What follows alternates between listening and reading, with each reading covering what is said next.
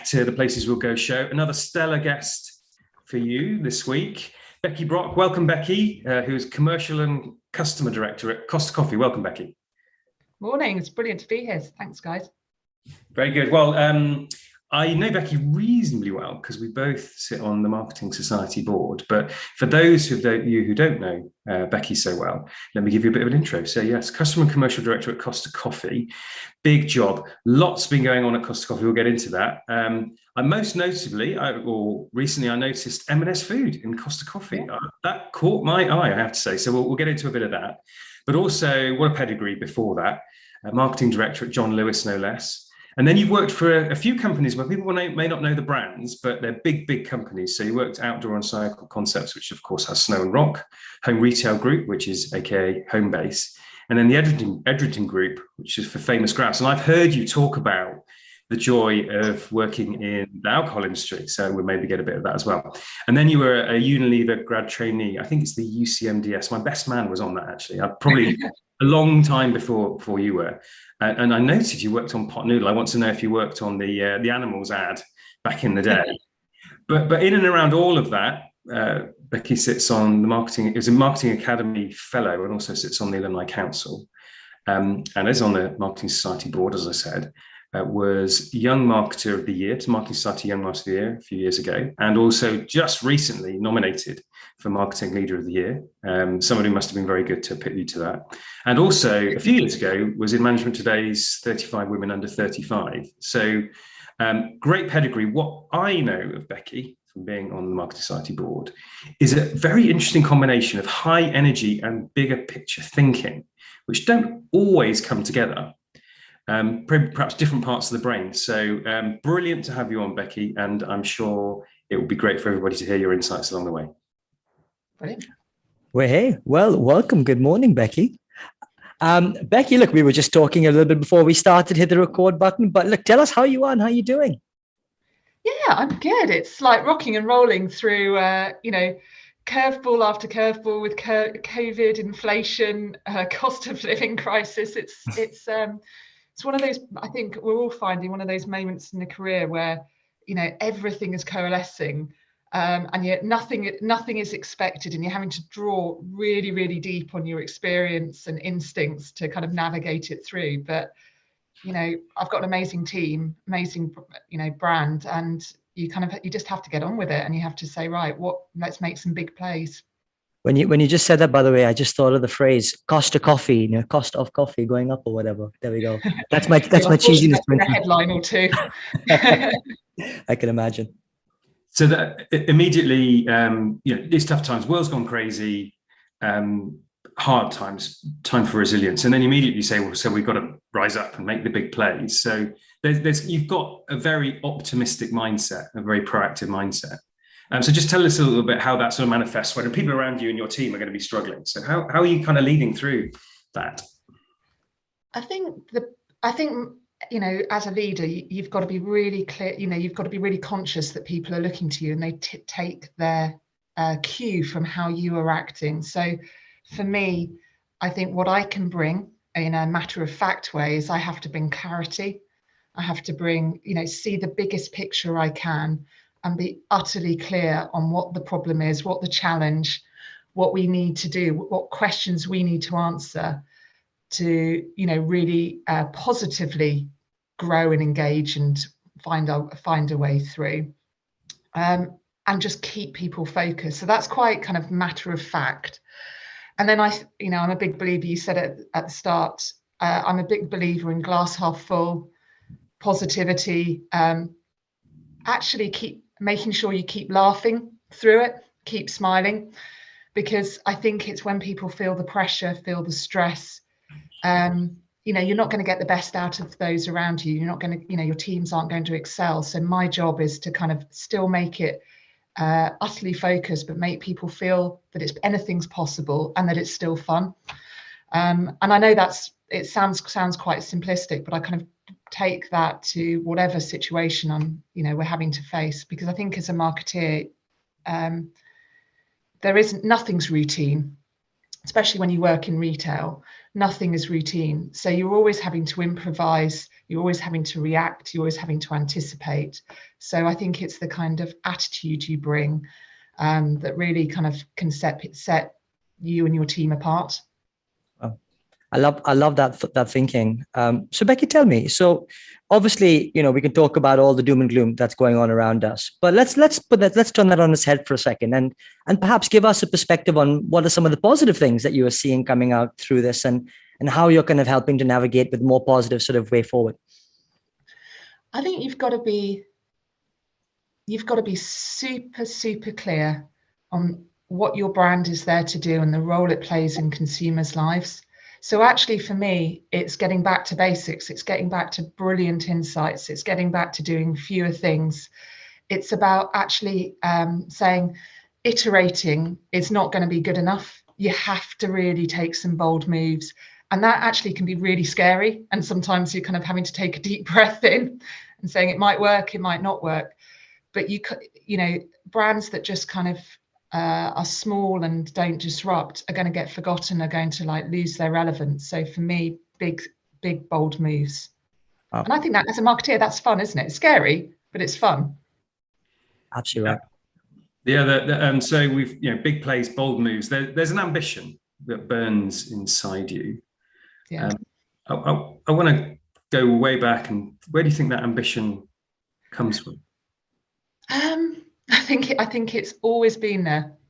I think day dot. I once tried to take a step to one side and go, could I just be happy just being in life? And for a year or two, and I discovered that it just isn't part of my nature. There is something deep inside of me that always wants to be improving, always wants to be learning, wants to be trying new things. And I think you've got to embrace it. You kind of got to be yourself, and you've got to say that. How do I harness that? What I've had to learn through my career is that kind of ambition I have to balance with making sure I manage my energy. I've got to be careful not to drive my teams so hard that they break. So there's always a yin to the yang. But it's definitely something where I would, it's innate in me. But then when I joined Unilever, I think the thing that I was lucky maybe is I found a career that I just love. So for me, going to work isn't work. It's, intellectually stimulating. You get the joy of developing people. As a marketeer, you can roam across all parts of the business, and I have, and I love that. So I also think of myself as incredibly lucky. And certainly as what an amazing starting point to forge an incredible marketing career.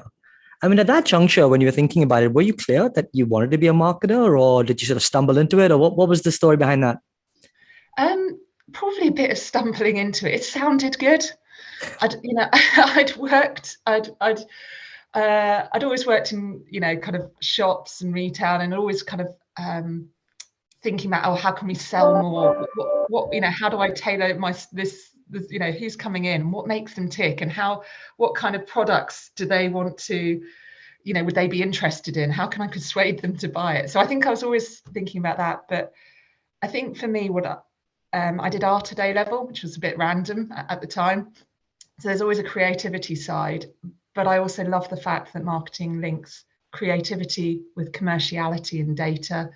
And then the bit that is just eternally fascinating is what makes people tick, what's going on, and from the kind of macro to the personal.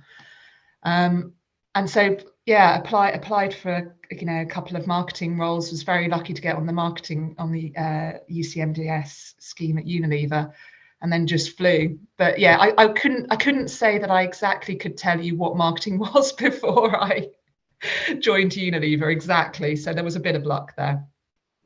Yeah, we've had a few guests talk about luck, and seems like loads of really successful people talk about it, but actually in the end you earn your luck. You said there, and you flew. What do you mean by that? So what was Becky back in the zone back in the day? What was that? What did that look like? I think at Unilever, I think what they are brilliant at is developing you as a leader. So I think the real blessing I had in my career was literally from the age of 21. You were taught about leadership, and as there is some science and some mechanical intellectual concepts, but they also really worked hard. And it was actually Andy Bird, way back when he was at Unilever, for you to understand who you were as a leader, what your strengths were, what your, at the time, the phrase was limiting beliefs. What were you on a good day? What were you on a bad day? And actually having that from 21 and really understanding what makes you tick and what makes you bring the best out of others, it clicked quickly for me. Right.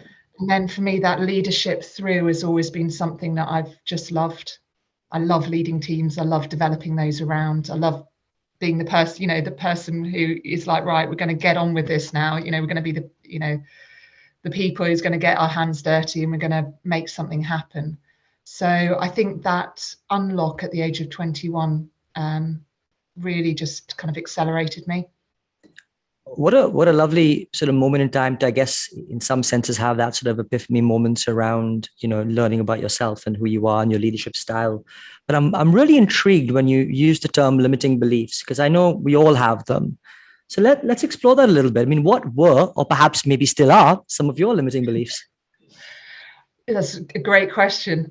So way back when, it was complete lack of confidence. So Mark, you picked up on it. It was, I would say I was lucky. I was, just in the right place at the right time, and it was like I kind of didn't believe in what I could do and the power that I could bring to a situation and the agency maybe. So over time I've developed that, but still to this day, even now, I need others to have belief in me. So I need a boss who is going, yeah, we think we think you're brilliant, and I couldn't want anybody else in this role. I still kind of need that. And it's funny, deep down, you can have all the self-talk, it's irrational, etc. But I do need to feel valued. So it's funny how it's still there 20 years later. Amazing. I wonder if it ever goes away. Yeah, probably not, actually. You just learn to know that it's what your self-talk is rather than what everybody else's is. For sure. It's a topic for another day, but coach I had way back when helped me to understand that imposter syndrome is sort of part of our evolutionary biology, and there's reasons for it. And then the good news is that apart from narcissists and sociopaths, everybody has it. So you're not alone in that regard at all.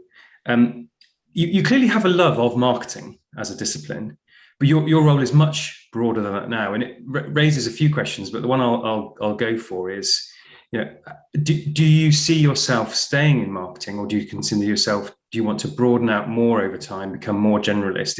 It's a bit of a fork in the road decision at some point for most senior marketers. Yeah, and I think I'm exactly at that fork in the road. So it's a great question. One of the things that has characterized my career, and I've actually done it quite deliberately, has been I've always done left field roles. I've done commercial roles, both in the UK and globally. At John Lewis, I spent 18 months reporting into the CIO, running one of the biggest technology programs of work in the business. I've worked across different sectors. I've worked luxury, retail, FMCG. And so I think I'm somebody who, I like learning new things. I like the challenge. I like testing myself, because I think when I test myself, I get better. You learn new skills. Can be quite scary at times, but you do learn. And I've found it intellectually challenging, actually. But then you realize that sometimes if you don't know, what at the time, what I was leading a team of about 100 IT experts, I am not, they know vastly more than I do. But then what you lean back on is the leadership, the bigger picture, the clarity of questions, the clarity of what we're trying to achieve. And so to then go to this point, that was one of the reasons I left John Lewis. As a great role as marketing director. But for me, I wanted to put in play, opening up potentially to go into a GM or eventually an MD route. So going into the Costa role and having, still all the customer side, but having the commercial as well. It has been brilliant, challenging, but, you're learning so much. Do I know what my next move is? Because this is like the kind of launch pad, and I could go either way now. And I don't know, Mark. And I think I'm just going to let it play out, over the next couple of years, and then see, see where I go. I could always go back into the kind of, classic CMO roles, but I do find that broader business challenge really stimulating, and I'm developing through it. Becky, what a great amount and range of experience. I mean, across so many verticals, areas, geographies, the like. It seems like to me, a lot of people who are certainly at the start, maybe middle parts of their career, feel quite stifled having spent maybe a bit of time in a specific industry and find it quite difficult to break out into different areas like you have. And I just wondered if there's any sort of advice, guidance, or maybe some sort of tips or tools about how you were able to navigate across those different verticals and geographies. Yeah, and it's true, because you get pigeonholed, and you get pigeonholed by headhunters and people who read your CV, and it's not easy. I remember trying to get kind of moving from FMCG, and everybody was like, oh, it's really slow. Like, can you cope with a fast-paced environment? You think, I'm sure I can. But for me, it is, you've got to be really clear on what you bring. You are selling yourselves. What's the value you bring? What's the different perspective that you would bring to, a different sector or geography, etc. And then I think it's doing your homework. It's really kind of knowing the questions that people might have questions about you, and really proactively saying, well, this is what I would bring. This, and also, honestly, this is what I don't know, but this is my mindset. I love to learn. These are examples of when I've been at, when I've been in a left field project, or I haven't, necessarily had the technical skills, and this is how I approached it. So, and then it's just been really persistent with headhunters. They want to put you in a box, and you've just got to resist it. And eventually somebody will say, a headhunter, will be like, no, I can see the value. And also somebody will say, you know what, I really value a different perspective, so I want you in. Yes, love it. On the topic of headhunters, so for many people who listen to this, they'll be a bit more junior, and therefore, LinkedIn or direct or job ads or whatever. Yeah. But of course, at some point in time, there's a flip, and it becomes a headhunter game. So we've never talked about this on the show, but so you're the first to mention it. But tell us what you know of that world of headhunters and how the whole system works, and has worked for you. Yeah, and actually, there was a moment when I was leaving Homebase, and I suddenly realised I didn't know a single headhunter. I hadn't invested any time, and it was a bit of a black hole. So I remember the kind of almost the fear of like, well, what does one do here? And I have to say, I had a mentor, Jo Kenrick, who she opened up the world. She, opened doors, and kind of got me connections. For me, you invest time in it. Great headhunters are with you for your whole career, and actually they're there to fit you to great roles, and then roles to great people, so they want to understand you, but you have to invest time, and I've got probably five to seven who I speak to every 6 months. If a headhunter calls me, I'll always take it. Not necessarily, I'll always be honest and say I'm not looking, but let me see if I can recommend somebody in my network. So it is something you've got to nurture. And then actually they're great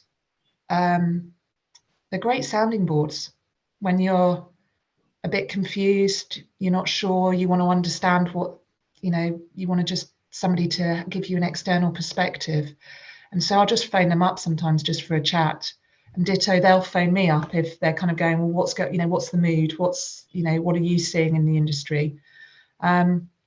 So it's something that you kind of probably about, I would say, 8 years in, you suddenly have this wake up moment. Find a mentor who has the connections. They will ease you in, and then nurture them. Well, guys, I've got to say, I mean, I've never thought about it like this at all. So you're totally opening my mind with this whole conversation here. I guess what springs to my mind is what then is the role of a wider network in a successful career out with, because if it is all about the headhunter game at different parts of your career and as you get more senior, then what is the perspective around just having a great wide network in the industry? So sanity. Good point. So I think having, for me, I've got great friends, and actually they're people who you have really honest conversations with when things aren't going well. They're your cheerleaders. They're people who go, I'm really struggling with this problem, and they're, you can almost crowdsource this amazing collection of minds to help you. So be humble, bring people in. But it's also a group of people who are going through the same things you are or have done. And so, especially when it gets tough, they've got great advice, and it's first-hand advice, and it's where they've had to be really vulnerable, where they've struggled, and you learn from that, and it helps give you options, helps crystallize your thinking. But also, for me, having that network, it makes me feel, I don't know, part of something. The marketing community is incredible. They're incredible people, and it is genuinely so inspiring. It's one of the reasons, like Mark, I'm doing the non-exec at the Marketing Society, which is an incredible organization. And you look around, I always look around at the kind of award ceremonies, and you look at the work people are doing, and you go, I want to do that. Right, how do I corral my team? How do I motivate and inspire? And how do we kind of step forward? And I think as a community, we can make a big difference. I genuinely do, in people's lives. So yeah, being a part of that kind of helps make me tick, gives me energy. Great advice. So with regards Headhunters and having a network, it's heads up, not heads in the sand. See what I did there? Yeah. Anyway, so big plays, bold moves. You're going to have made some screw ups, I guess, at some point. So and had some big wins. So yeah. You're not faint-hearted. So tell us about some of the things that haven't gone perfectly and what you've learned. So probably let me say the first screw up, because I think that defined my. With anybody else, by the way, but I just know I can with you because it's like, yeah. Oh, it's like you got to own it, haven't you? So back at Unilever, I was probably about 23. It was like one of my first innovation projects. Ragu, we had like these pouches for kids, 2 portions of vegetables in them. It was, 23. This is you're excited by this. I'd just gone on holiday, had come back, was in the car park, walking into the building. I vividly remember it. I'm feeling pretty good about myself, feeling like it was just about to launch. I'd just come back from holiday, a little bit of a, hop, step and a jump.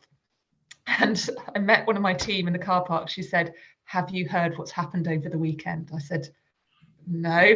She said, we've got exploding pouches. And not only exploding pouches, but exploding pouches in Tesco's, which is, if you're going to have exploding pouches, you don't want them in Tesco's. And it was in the warehouse. Luckily, I should say, it never got on sale for consumer. Wow. And you're kind of looking at your car and you're thinking, I could just get in the car and put my foot down and never come back. Maybe that's the best route.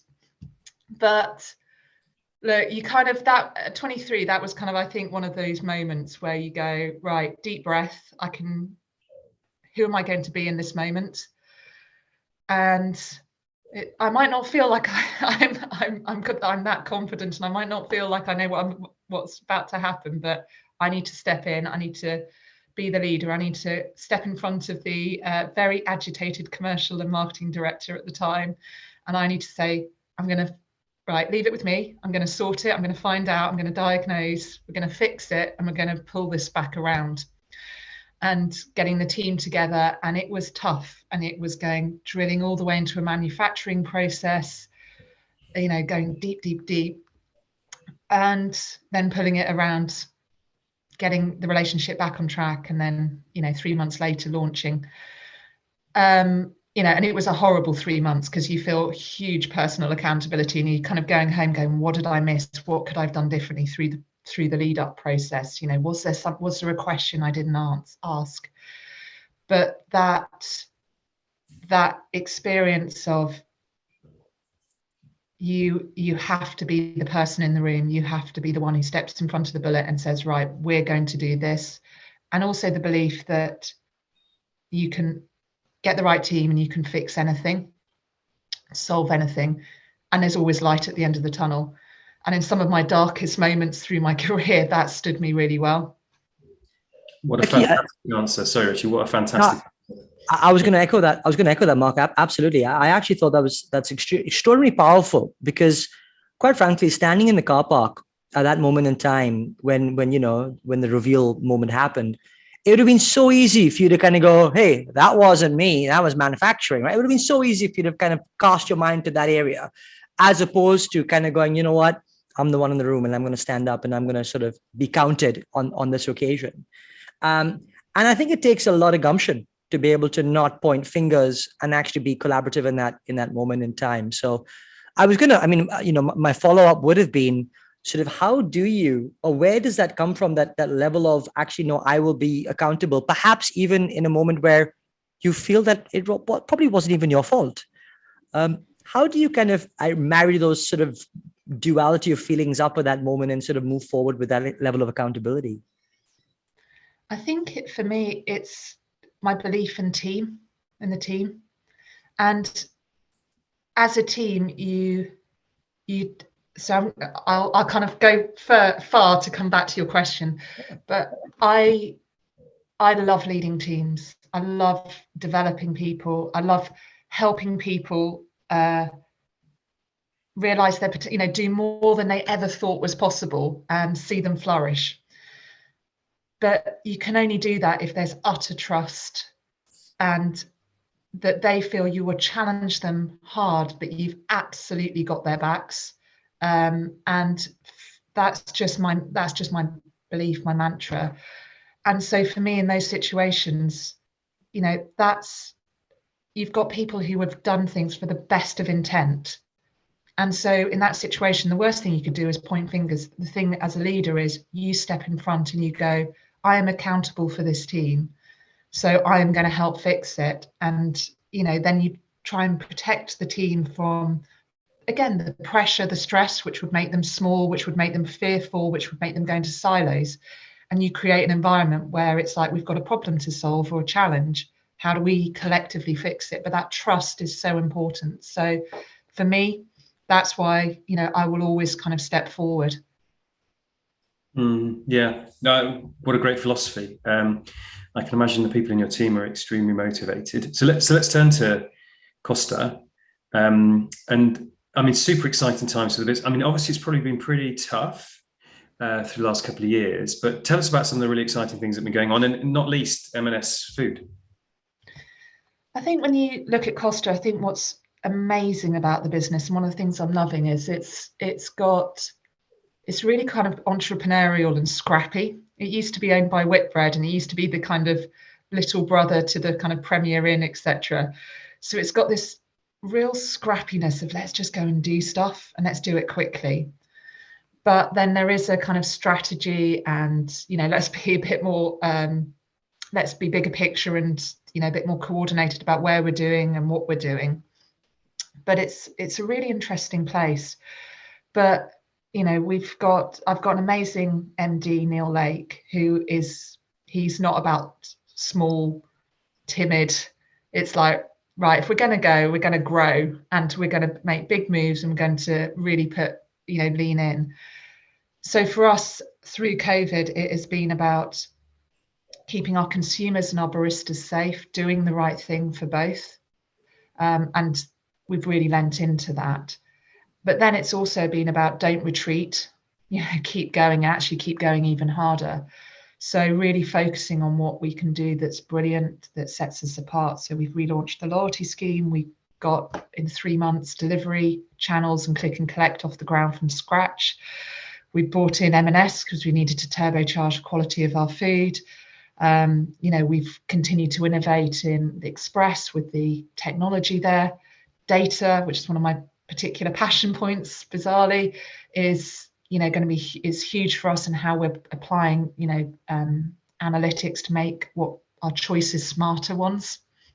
So we're just really leaning in on all fronts, and I've got an amazing exec around who are all brilliant in their own rights, and it's just that confidence of a team of keep moving forward, keep making positive plays. Like, yeah, honestly, I'm feeling this energy. I really am, and it's getting me excited. I mean, more so because I do really like Costa coffee, and the product that you guys have, and the bolstering of M&S onto it is extra special. It's close to my office, so I frequent regularly. I want to talk a little bit about you. You used the term scrappy, and yin and yang around the term, right? But I'd love to just hear a little bit more about that. Perhaps some of the benefits that you see of having scrappiness as part of your engagement plan. Of course, there's bigger elements as well. But what does that bring, that extra sauce that scrappiness brings to a business? I think it brings a realness, because you can sit in at the start of a year and you've got 3-year plans, it's all carefully mapped out. It's all beautiful. It's, somebody who's much better at visualizing on PowerPoint has made it look amazing. It's a bit of a work of art. But we all know that, in marketing commercial roles, nothing ever goes to plan. The market's always changing. There's always a curveball you haven't anticipated. And actually, I think some of this is still being clear on where you're going. I always think about it as what's the train tracks you're laying down, the really big things. But then it's this, you've got to react, you've got to anticipate. Sometimes it's a reaction because there's, who would have thought last year inflation would be at 12%? Yep. Honestly, that's double what I anticipated. So you have to react, and you've got to be kind of humble enough to say, right, what are we going to keep?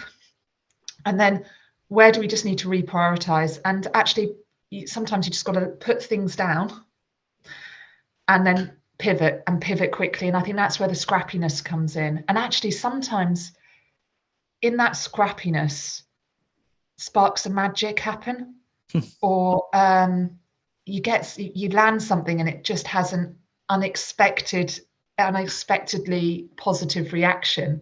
And then that creates a new train track that you never knew before. So I think the best teams have that blend of expertise in the people. Of you can do the strategy, you can do the the kind of higher level, bigger picture thinking, but also that ability to pivot quickly and then lean in and deliver at pace. And I've got an absolutely phenomenal senior leadership team who have shown over the last 2 years that they can do that. And I'm very grateful to them. On the topic of team. And again, this is going to be great advice for people who are sort of trying to get on in the industry. What do you hire for? What do you look for in people that you want to bring into your team?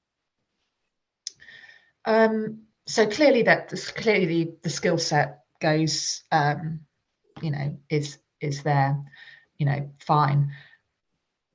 I suppose because it's the bias, because I've moved sectors, I've done global, local, European roles. I've kind of done different, I've had very different experiences.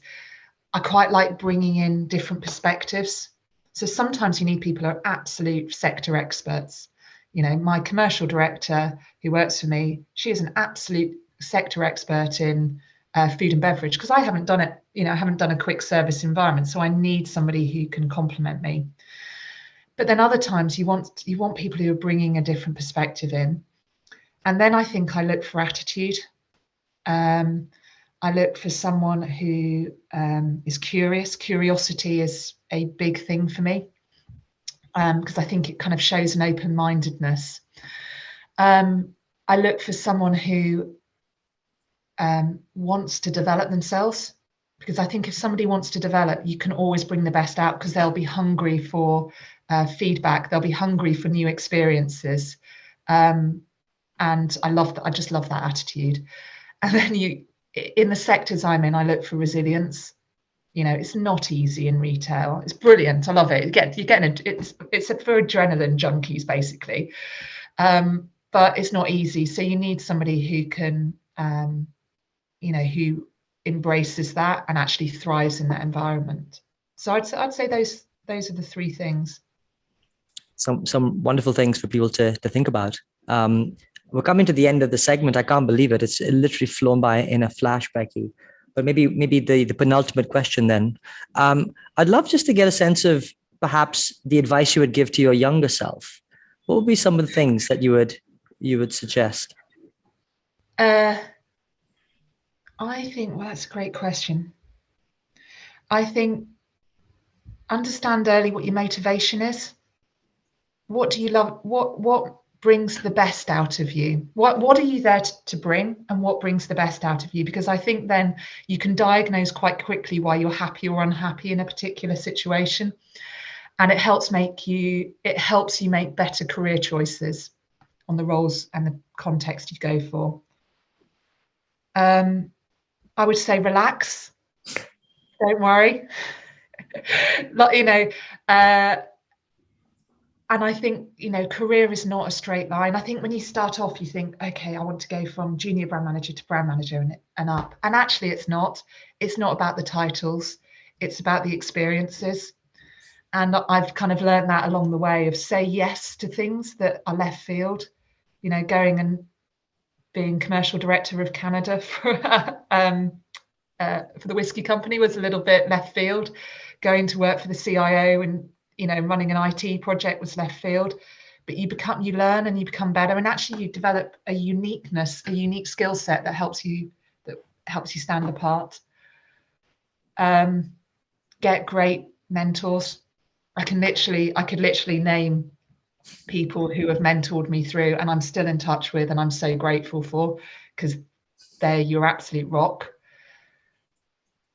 And I would say it's not about you. It's about bringing the best out of the team around you. And that's where you should spend a load of time and energy, making people around you brilliant and creating a fantastic environment. That'd be good advice for anybody. But I suspect you've acted on nearly all of those things along the way. So with last question, gosh, it has absolutely flown by. We've occasionally asked people, what do they want their legacy to be? And a couple of them have reminded us, well, I'm only halfway done, so don't be asking. I'll reframe it to sort of, what's still to do? Tapping back into that ambition, what's still to do to get the best out of you? I think for me it is, I want to see where my potential I want to see where my ceiling is on what I can affect. It's a great question, actually. I think it's that I actually don't. So on the what, I don't know where I'm going to go. And I'm actually okay with that. What I know is that I want to make a difference.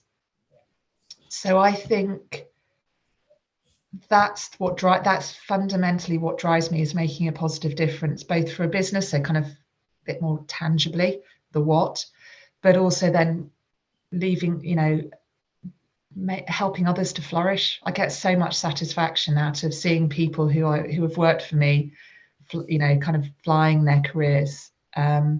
So I think what's still to come is, where can I make the biggest difference? Where can I bring all my skill set and help transform a business? And what that looks like, what the end result is, I don't know. It's probably just a set of circumstances that I will continue to look for and continue to embrace.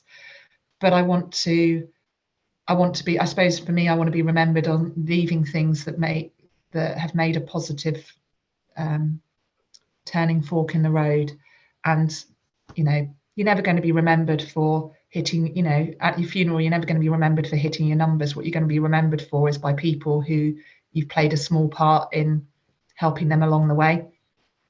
I think that's fundamentally what gets you out of bed. Absolutely. And what a brilliant note to close the session on. It's just to say a massive, massive thank you this morning. It's just been absolutely brilliant, Becky. Honestly, I mean, the level of insight that you've shared with us has really been absolutely superb. I'm going to try and do a little bit of a summary of what I've taken away, and then hand over to Mark for some of his key takeaways.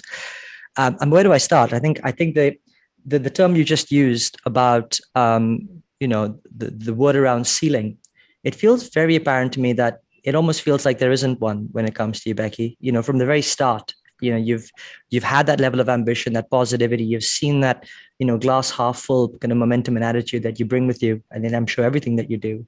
And I think to that extent, sky's the limit. I mean, where would you stop? And I think with the right intent and, have that in spades, it feels like it just, bring people along with you. And the team seems so critically important to you as well, which is at the heart of what everything seems like you're doing. There's, you talked about the fact there's no routines in marketing. I love that. It's constant, there's part strategy, but actually part reactiveness. And I think that's so true. At the height of all the doom and gloom, the positive thing that you took away, or the thing that you suggested, was about clarity. Really be clear about what your brand is there to do and what role that you have in your consumers' lives. I think that's great advice. Certainly at this moment in time, if not, even in good times. Iteration is not good enough. That was, again, a take of the ambition, big, bold moves. And you've clearly been making those swift moves at Costa in so many different ways. Your love for marketing stemming from the likes of creativity, commerciality, and data. You talked about limiting beliefs, and, really appreciate the candor you brought to that around your level of confidence, although it doesn't show. You've obviously been able to hide it well these days. And the thinking around always being entrepreneurial. You've landed in a spot where, you're in a company that feels that it's entrepreneurial, that it's got that great blend of I said, strategy and scrappiness. I never used that term before in that dual way, but it seems very fitting. And the last thing I would talk to is the train tracks. That was a lovely way to talk about, laying the train tracks in the one sense, but then being reactive in the moment, which then creates sparkles of magic, which then lays down other train tracks in different directions, which you never known may be possible in the first place. So I love that constant sort of, movement forward, which takes you into areas that you may not have envisaged. So with that, just a massive thank you from me, Becky. It's been awesome. I'll pass over to Mark for some of his closing remarks. Thanks, Richie. And thank you, Becky. That was sharp. That was so rich, actually. We're not allowed to have favorites or anything like that, but that was really powerful. Right at the beginning, I mean, we quickly moved off, but you really captured what I think is true, which is, in tough times, the role of a leader is quite simple. It's to provide clarity and energy. Yeah. And you captured that really well. The ambition is infectious. Your desire to try new things, like the IT project, going to Canada, moving sectors, wanting to expand your role, wanting to learn. Superb. I mean, how inspiring. Exploding pouches. stepping in and stepping up. Your belief in team, and it came through so many times in terms of your desire to grow brilliant teams. Richie mentioned the magic thing, but you use really lovely words around explaining some important concepts. You want to make a difference. I think you have. I think you will.